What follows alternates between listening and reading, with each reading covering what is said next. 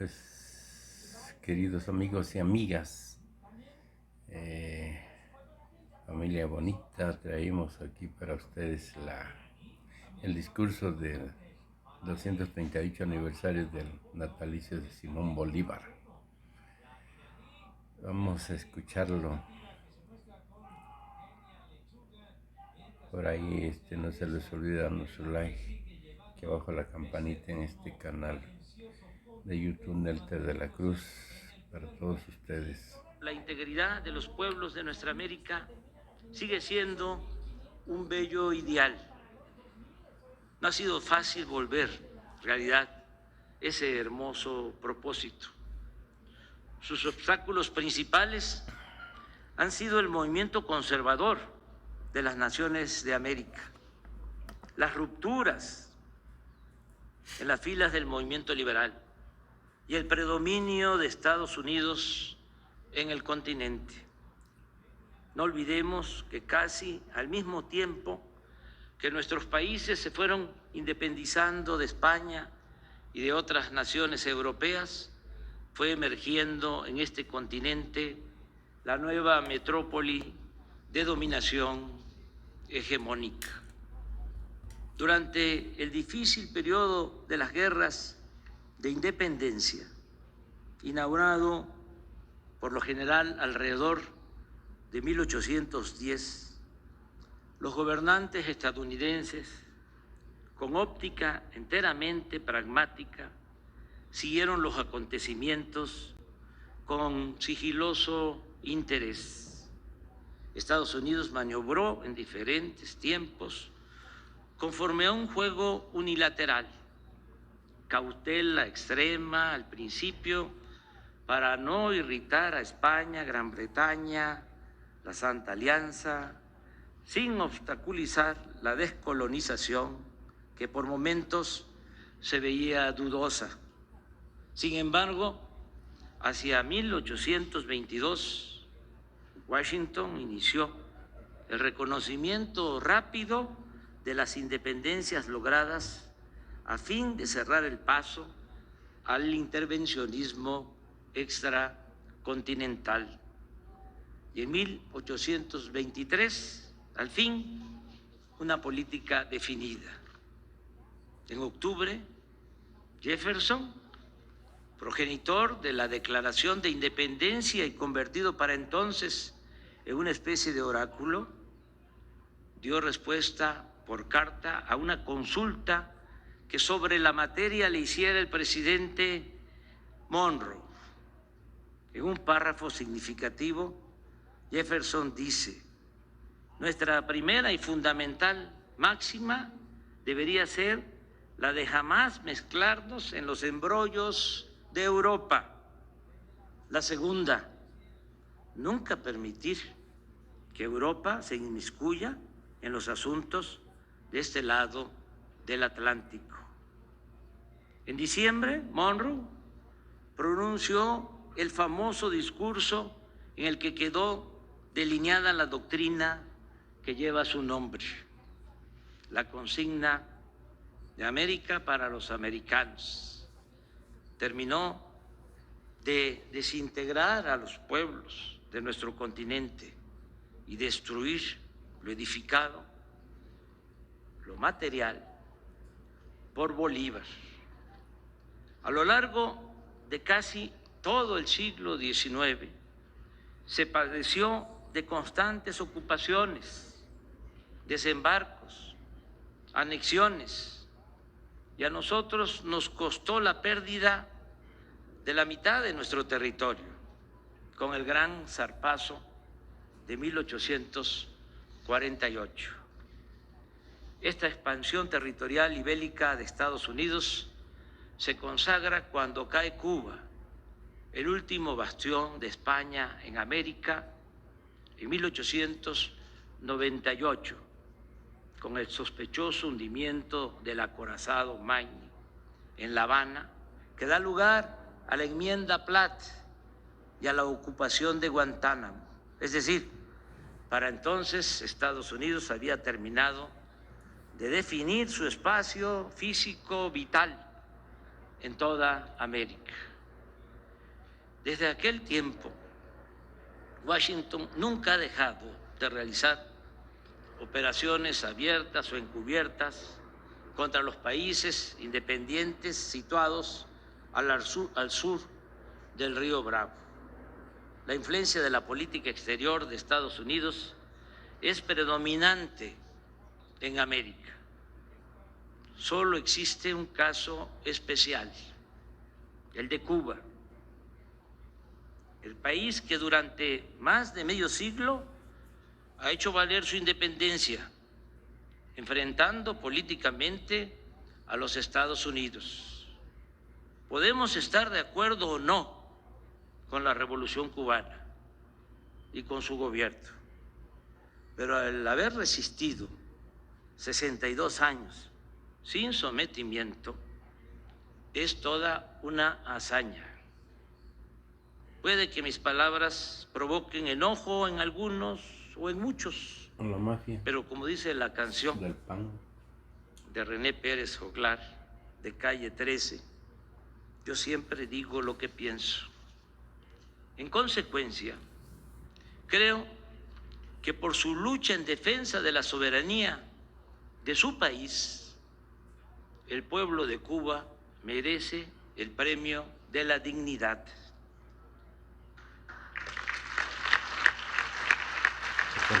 Causar revuelo con mafia Y esa isla debe ser considerada como la nueva Numancia por su ejemplo de resistencia. Y pienso que por esa misma razón debiera ser declarada Patrimonio de la Humanidad. Pero también sostengo que ya es momento de una nueva convivencia entre todos los países de América, porque el modelo impuesto hace más de 2 siglos está agotado, no tiene futuro ni salida, ya no beneficia a nadie. Hay que hacer a un lado la disyuntiva de integrarnos a Estados Unidos o de oponernos en forma defensiva. Es tiempo de expresar y de explorar otra opción, la de dialogar con los gobernantes estadounidenses y convencerlos y persuadirlos de que una nueva relación entre los países de América es posible.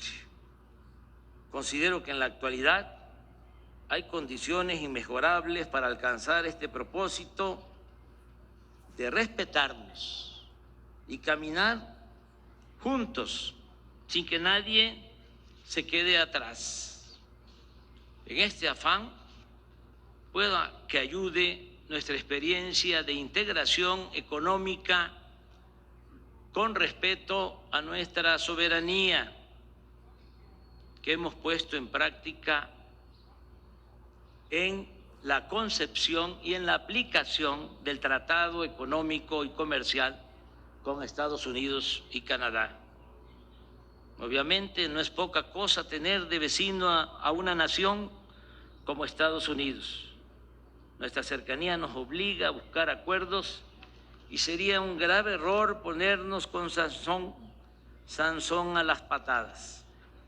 Pero al mismo tiempo tenemos poderosas razones para hacer valer nuestra soberanía y demostrar con argumentos, sin balandronadas, que no somos un protectorado, una colonia o su patio trasero. Además, con el paso del tiempo, poco a poco se ha ido aceptando una circunstancia favorable a nuestro país. El crecimiento desmesurado de China ha fortalecido en Estados Unidos la opinión que debemos de ser vistos como aliados y no como vecinos distantes. El proceso de integración se ha venido dando desde 1994, cuando se firmó el primer tratado, que aún incompleto porque no abordó la cuestión laboral como el de ahora, permitió que se fueran instalando plantas de autopartes del sector automotriz y de otras ramas. Se han creado cadenas productivas que nos hacen indispensables mutuamente. Puede decirse que hasta la industria militar de Estados Unidos depende de autopartes que se fabrican en México. Esto no lo digo con orgullo, sino para subrayar la interdependencia existente. Pero hablando de este asunto, como se lo comenté al presidente Biden, nosotros preferimos una integración económica con dimensión soberana con Estados Unidos y Canadá, a fin de recuperar lo perdido con respecto a la producción y el comercio con China, que seguirnos debilitando como región y tener en el Pacífico un escenario plagado de tensiones bélicas. Para decirlo en otras palabras, nos conviene que Estados Unidos sea fuerte en lo económico y no solo en lo militar. Lograr este equilibrio y no la hegemonía de ningún país es lo más responsable y lo más conveniente para mantener la paz en bien de las generaciones futuras y de la humanidad. Antes que nada, debemos ser realistas y aceptar, como lo planteé en el discurso que pronuncié en la Casa Blanca en julio del año pasado, que mientras China domina 12.2% del mercado de exportación y servicios a nivel mundial, Estados Unidos solo lo hace en 9.5%. Y este desnivel viene de hace apenas 30 años, pues en 1990 la participación de China era de 1.3% y la de Estados Unidos de 12.4%. Imaginemos si esta tendencia de las últimas 3 décadas se mantuviera, y no hay nada que legal o legítimamente pueda impedirlo. En otros 30 años, para el 2051, China tendría el dominio del 64.8% del mercado mundial y Estados Unidos entre el 4 y 10%, lo cual, insisto, además de una desproporción inaceptable en el terreno económico, mantendría viva la tentación de apostar a resolver esta disparidad con el uso de la fuerza, lo que nos pondría en peligro a todos. Podría suponerse de manera simplista que corresponde a cada nación asumir su responsabilidad, pero tratándose de un asunto tan delicado y entrañable, con respeto al derecho ajeno y a la independencia de cada país, pensamos que lo mejor sería fortalecernos económica y comercialmente en América del Norte y en todo el continente. Además, no veo otra salida. No podemos cerrar nuestras economías ni apostar a la aplicación de aranceles a países exportadores del mundo, y mucho menos debemos declarar la guerra comercial a nadie. Pienso que lo mejor es ser eficientes, creativos, fortalecer nuestro mercado regional y competir con cualquier país o con cualquier región del mundo. Desde luego esto pasa por planear conjuntamente nuestro desarrollo, nada de dejar hacer o dejar pasar. Deben definirse de manera conjunta objetivos muy precisos, por ejemplo, dejar de rechazar a los migrantes, jóvenes en su mayoría, cuando para crecer se necesita de fuerza de trabajo que en realidad no se tiene con suficiencia ni en Estados Unidos ni en Canadá. ¿Por qué no estudiar la demanda de mano de obra y abrir ordenadamente el flujo migratorio? Y en el marco de este nuevo plan de desarrollo conjunto, deben considerarse la política de inversión, lo laboral, la protección al medio ambiente y otros temas de mutuo interés para nuestras naciones. Es obvio que esto debe implicar cooperación para el desarrollo y bienestar de todos los pueblos de América Latina y el Caribe. Es ya inaceptable la política de los últimos 2 siglos, caracterizada por invasiones para poner o quitar gobernantes al antojo de la superpotencia. Digamos adiós a las imposiciones, las injerencias, las sanciones, las exclusiones y los bloqueos. Apliquemos, en cambio, los principios de no intervención, autodeterminación de los pueblos y solución pacífica de las controversias. Iniciemos en nuestro continente una relación bajo la premisa de George Washington, según la cual las naciones no deben aprovecharse del infortunio de otros pueblos. Estoy consciente que se trata de un asunto complejo que requiere de una nueva visión política y económica.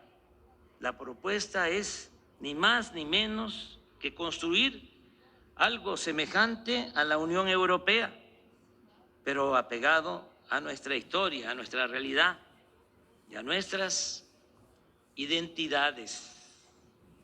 En ese espíritu, no debe descartarse la sustitución de la OEA por un organismo verdaderamente autónomo, no lacayo de nadie, sino mediador, a petición y aceptación de las partes en conflicto en asuntos de derechos humanos y de democracia. Es una gran tarea para buenos diplomáticos y políticos como los que afortunadamente existen en todos los países de nuestro continente. Lo aquí planteado puede parecer una utopía. Sin embargo, debe considerarse que sin el horizonte de los ideales no se llega a ningún lado y que en consecuencia vale la pena intentarlo. Mantengamos vivo el sueño de Bolívar. Muchas gracias. Qué revuelo va a poner mañana de todos los panelistas principalmente que defienden y apoyan a la OEA para la intervención en los estados, en los países de América del Sur, Centroamérica. Revuelo muy grande. Ya por ahí abrí Twitter y ya hay algunos que están empezando a tirar todo el veneno que los caracteriza a todos ellos. Pues aquí. Bueno, pues qué gran discurso. Mañana el revuelo principalmente de Moronga Azul, los panistas, los de doble moral. Gracias por todo, gracias por su apoyo, nos despedimos.